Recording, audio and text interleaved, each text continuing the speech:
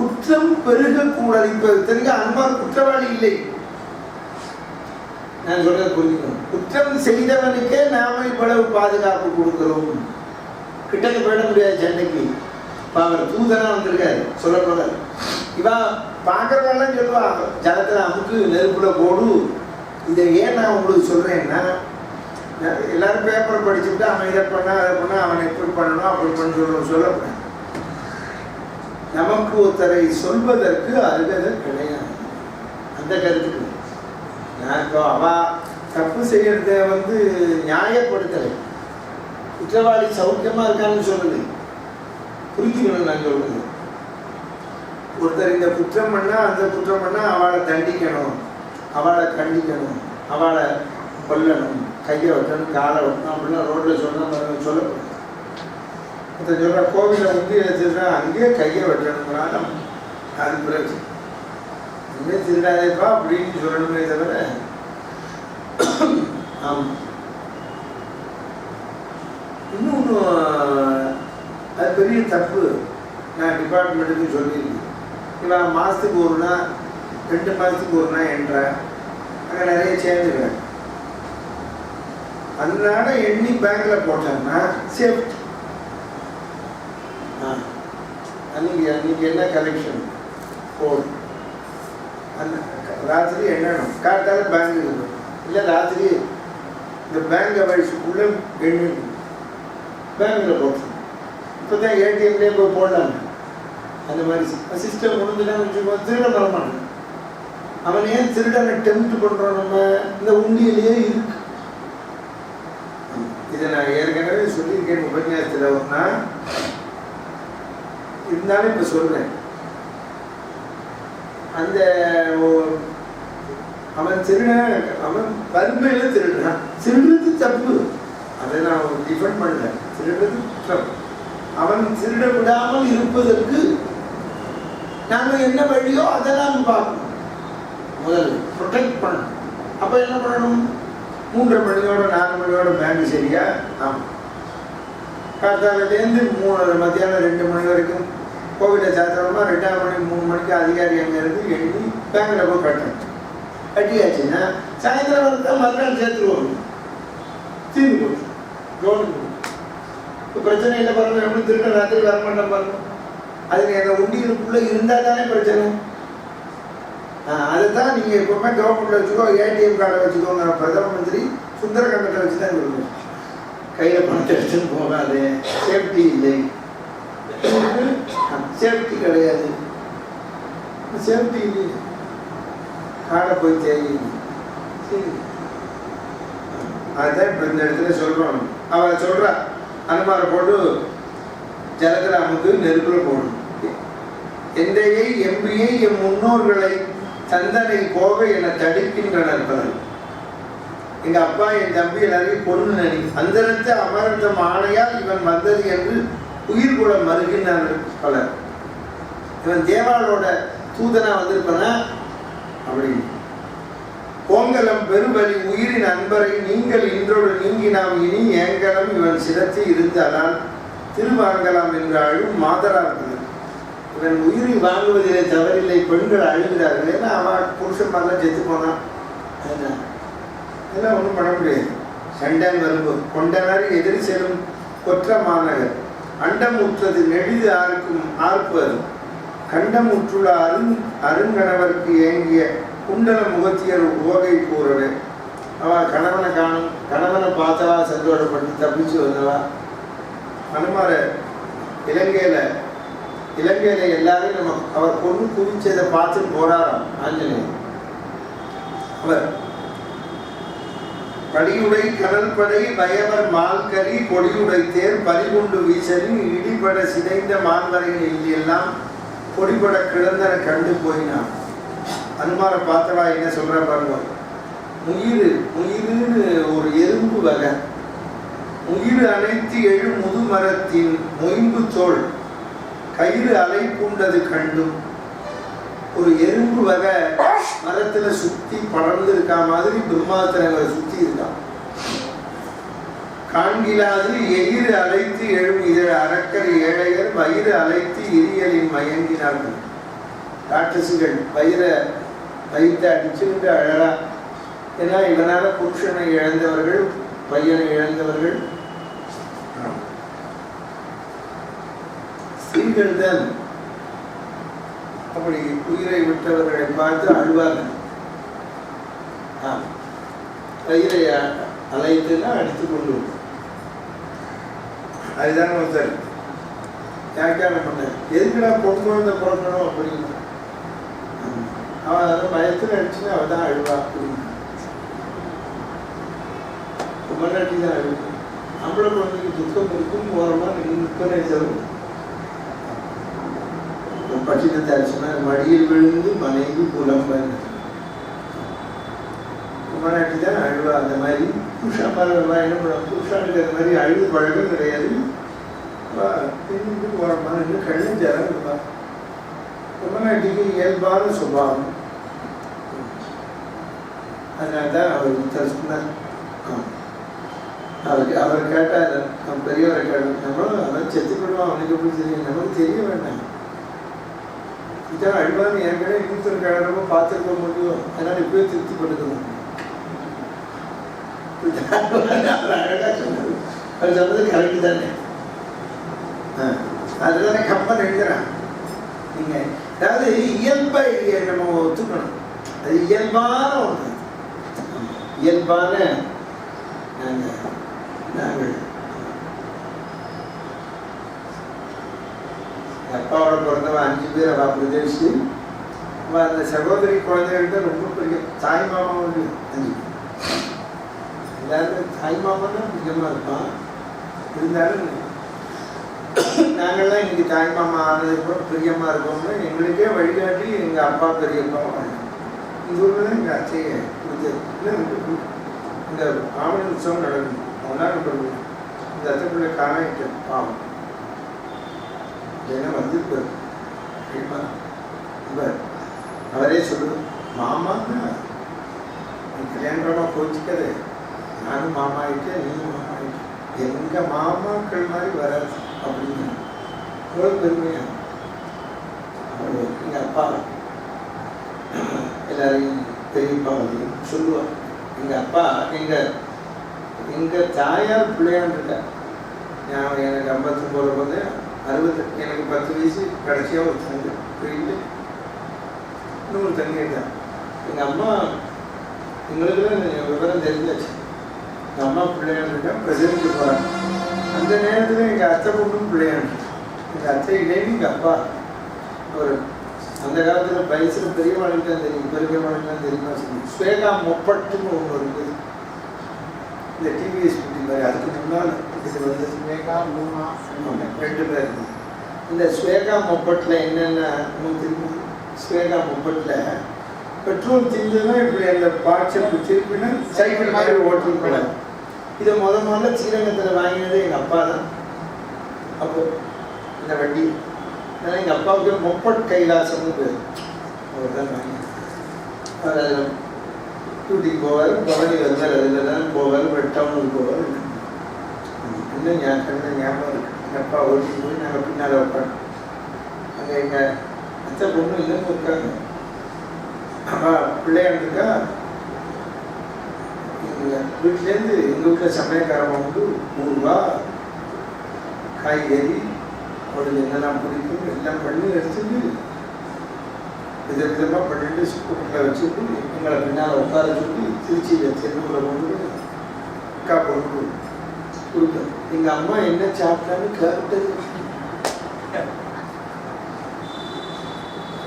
அக்கா பொண்ணு கொண்டு போய் டாரங்கா ஊறுகாய்னா அது என்ன ஆற்றுல சமயக்காரமாக போட சொல்லி எங்கள் அத்தை இன்னொருத்தி இருந்தால் அவளுக்கு ஃபோன் பண்ணி மெட்ராஸுக்கு சென்டால் போட்டு டெலிவரி பார்க்க வாங்க கூப்பிட்டு நான் பணம் தரேன். அவ்வளோ பிரியமா தாய் மாமாவுக்கு இந்த அத்தை அப்படின்னா காலமானவனா அந்த அத்தை பொண்ணு பயத்தில் அடிச்சுட்டு வந்து எழுத போதுன்னு தெரிஞ்சது. இவ்வளவு பிரியமா அப்படி தாய் மாமாவும் இன்னும் திரும்ப ஃபோன் எடுத்தா எங்கள் அப்பா மாதிரி வராது, அவர் சொல்லுவார், எங்க அப்பா போனது கூட நாங்கள் எப்படி அழலை, எங்க மாமாவுக்கு அப்படி அழு. பெண்கள் வயிறு அழைத்து அழுவார். நமக்கு அதை பார்க்கும்போது சங்கடமா இருக்கும். ஆமா, போனதை விட இப்ப அழற போது இன்னும் சங்கடமா இருக்கும். வயிறு அழைத்து கம்பல் பார்க்கணும். என்ன பண்றது, பொல்லாத வாழோட சேர்ந்தா அவள் செஞ்சு போகத்தானே செய்வாள். அவள் நல்லவானா பொல்லாத வாழ தெரியலையே. அதை ஸ்திரீகள் என்ன பண்ணுவா, அவள் இருக்கிறவா புருஷம்மா போனா அவள் புருஷன் முஸ்தி, அவள் பையன் முஸ்தி, அதில் ஒன்று ஆட்சேபம் இல்லை. அவர் சொல்ற வயிறு அழைத்து ஸ்திரீகள் வயிறு அழைத்து இரியலின் மயக்கினார், ஆள்புற அஞ்சினார் அடங்கினார் பலன். சில பேர் குதிச்சு சந்தோஷப்பட பயந்தாலும் அந்த மாதிரி பார்க்கிற போதே பயம். போர்ப்புற செயலினை புகழ்கின்றார் பலன். பார்ப்புற பயத்தினால் பதைத்து ஊர்புறத்து இரியலுற்று ஓடுவார் பலன். சில பேர் அவர் வர தோற்றத்தை பார்த்து பயந்து ஓடுறா. இவ்வளவு பேர் ஜெயிச்சா கொண்டாங்கன்னு கேள்விப்பட்டா இப்ப நேரம் பார்க்கிற போது கஷ்டமா தானே இருக்கும் வாழ்க்கை. காந்துர கதழ் எயிற்று அரவின் கட்டு ஒரு பூந்துணர் சேர்த்தன பொலியும் வாழ்முகம் தேர்ந்து ஒரு பொருள் பெற எண்ணி செய்யுமின் வேந்து உரல் பழுது என விளம்புவார் சில. ஒளிவரும் நாகத்து ஒல்கியை அன்று தன் எளி வரவு என்று இதன் எண்ணம் வேறு என கழிவரு சிந்தையால் காண்டி நங்களை கலிக்கிளையாம் என தொடுகின்றனர் சில. பைங்கடல் அனுமனை குனித்த பாங்களை பிங்கரர் ஒரு குடை கிளர்ந்து பற்றினார் 50,000 அளவில் ஆற்றலர் மொய்பினின் ஏரூர் வலி கருவன் 50,000 பேர் சுற்றி வரும். எங்கேயாவது ஓடிப்பட போறாங்க. அவர் கட்டுப்பட்டுலாம் வர்றாரு. இப்படி கையை உதறி இப்படின்னு தட்டினார்னா 50,000 பேர் வந்துடுவோம். அவர் கட்டுப்பட்டு வர்றாரு.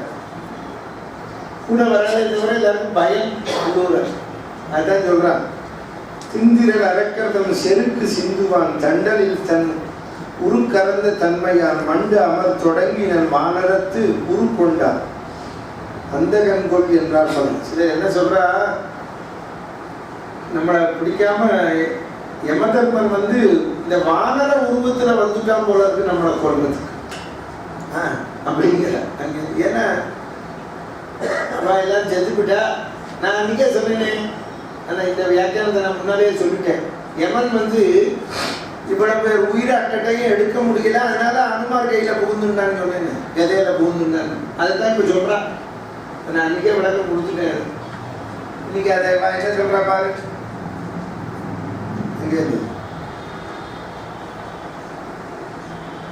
யமன் அந்தகன் வானரத்து உரு கொண்டனன் அந்தகன் கொள்கின்றார். இதுல வேடிக்கை,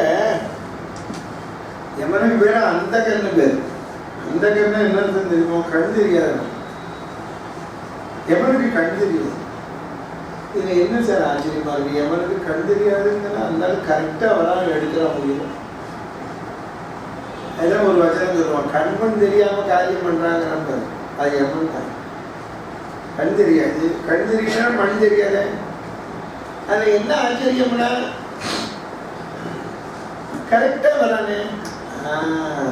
அதுதான் நீங்க தெரிஞ்சுக்கணும். கண் தெரியாது கொச்சின் கிடையாது. இப்ப கண் தெரியாதவா இருக்கா, அவ கரெக்டா ரோட்ல நடந்து போறா, வீட்டுல கரெக்டா போறா.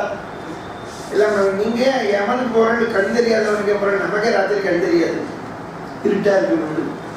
நம்ம கரெக்டா எந்திருந்து போய் சுவிட்சை போட்டு லைட்டை போட்டு கரெக்டாக பாத்ரூம் லைட்டை போட்டு பாத்ரூம் போயிட்டு படுத்துக்கிறோம். ஃபோனை எங்கே வச்சுருக்கோம், மணி அடிச்சோன்னு கரெக்டாக எடுக்கிறோம், எழுந்திருக்கிறோம். நம்ம வீட்டு தெரியுது. அதுதான் யமன். யமனுக்கு உலகம் பூரா தெரியும், எந்த ஊர். அதனால கண் தெரியாதது கரெக்டாக வந்துடும். புரிஞ்சிடவனுக்கு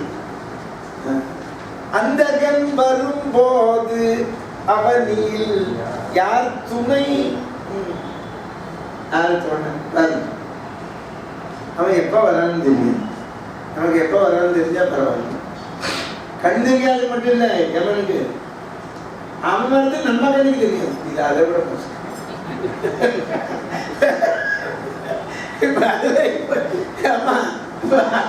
அவனுக்கு கண் தெரியாதுன்னு சொன்னாலும் நமக்கு என்ன லாபம் சார்? நமக்கு ஏதாவது லாபம் இருக்கும். அவனுக்கு கண் தெரியாது அப்படின்னா அவனுக்கு ஒரு உயிரையும் தெரியாம இருந்தா, கண் தெரியாம இருந்து எடுக்கிறானே கரெக்டா. இப்போ நமக்கு கண் தெரிஞ்சு, நம்ம எல்லாரும் கண் தெரியுது, யமனு தெரியல. யமனுக்கு கண் தெரியல, நம்மளும் தெரியல. இதுல கடவுள் இருக்காரா இல்லையான்னு தெரியும். ஆமா, யாருக்கு எப்படி தெரியாது? அவன் தான் எல்லாத்தையும் தெரிஞ்சு பிரயோஜனம். நம்ம மூச்சு கீச்செல்லாம் அமைக்கப்படுறாங்க. நீ இப்ப தெரிஞ்சு என்ன பண்ண போற? நம்மளை வரும்போதே எட்டையும் அமைக்கப்படுறான். காய்ச்சக்கையில போட்டான்னா போச்சு, இழுத்தாங்க அந்த ஜீவனை. இருக்கிறவா நமக்கு எல்லாம் நாடியெல்லாம் ஒழுங்குறது. அவன் என்னவோ பேச வந்தாரு விழுந்துட்டாங்க. இப்ப பேசவே வரட்டுமே. நீங்க படிக்கையில விழுந்தா ஞாபக சக்தி இல்லாம இருக்கா, அந்த சப்ஜெக்டுக்கே போகணும். சார் உட்காந்து பேசிட்டே இருந்தார் சார், அப்படியே விழுந்துட்டார் சார், என்னவோ சொல்ல வந்தாங்க, ஏன் சொல்ல முடியல, அதான் எழுந்துட்டாங்க. அவன் நீ இதாக இருந்தாலும் வந்து அந்த இங்கே நிற்கிறான் அப்படின்னு தெரிஞ்சாலே நீ உஷாராயிடுவிய. அவன் உன் கண்ணுக்கு தெரியாம வச்சான், நாங்க பேச விடாமன்னு பண்ணான். இதுல வேடிக்கை அதில் இன்னொரு குட்டி. நீங்க கேட்குற கேள்விக்கு பார்த்து சொல்றேன்.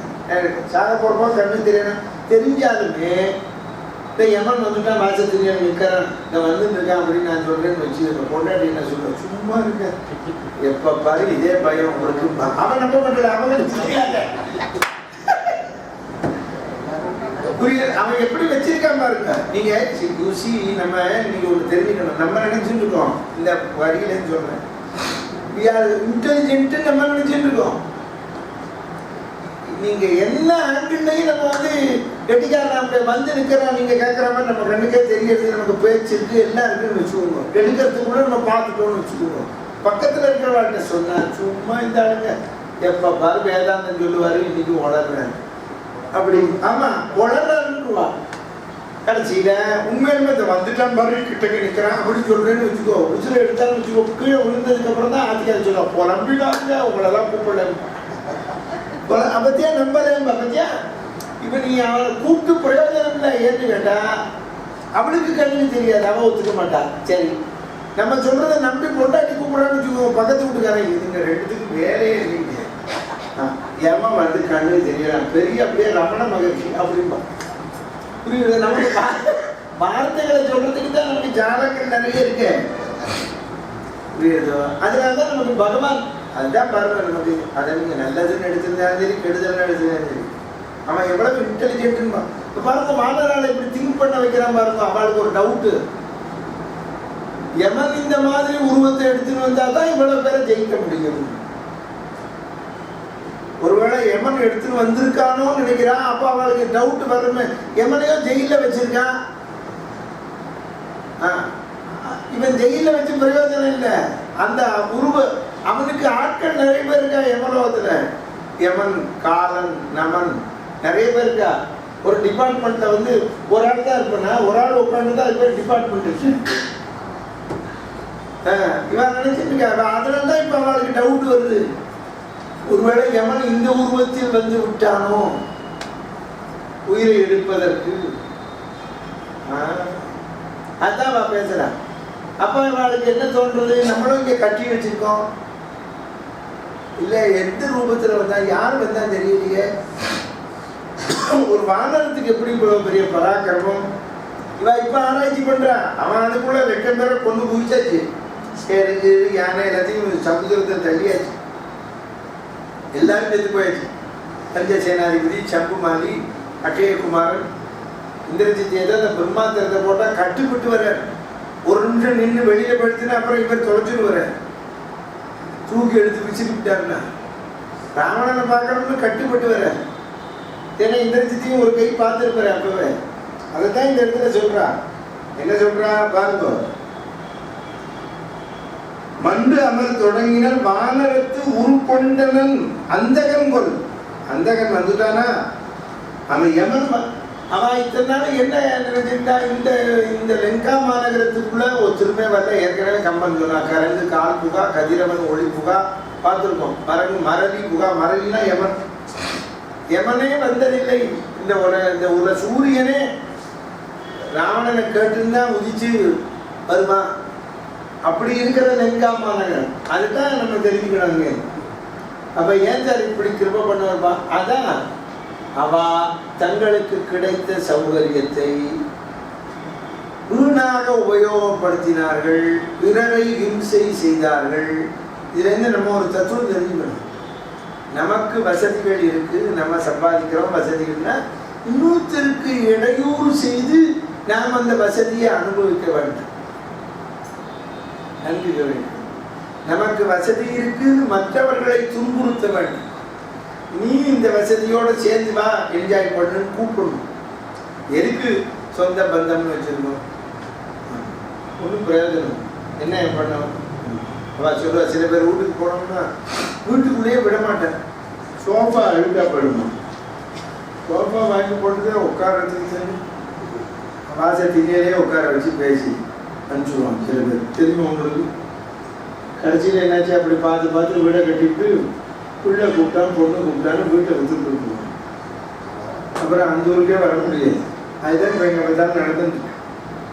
புரியுது உங்களுக்கு?